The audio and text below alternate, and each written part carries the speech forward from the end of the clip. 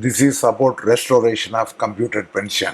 The staff side raised the demand of restoration of commuted pension after 12 years in the Standing Committee meeting held on 22/9/2022. It is based on the Gujarat state government, which has restored the computed portion after completion of 13 years. But our demand is, after completion of 12 years, it should be restored.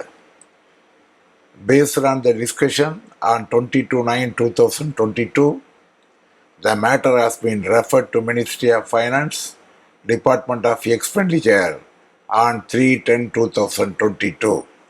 The same was questioned by Member Parliament, and accordingly it was confirmed in the reply given in the Lok Sabha for the question number 2317.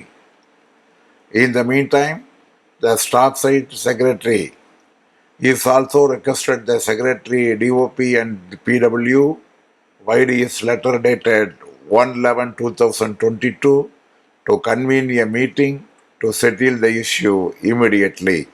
So the meeting has to be convened and it has to be discussed, and we are hopeful that government must consider our request and restore the commuted portion after completion of 12 years. If not, a serious program of action is warranted. With this, I am concluding. Thank you very much, comrade. Meet again.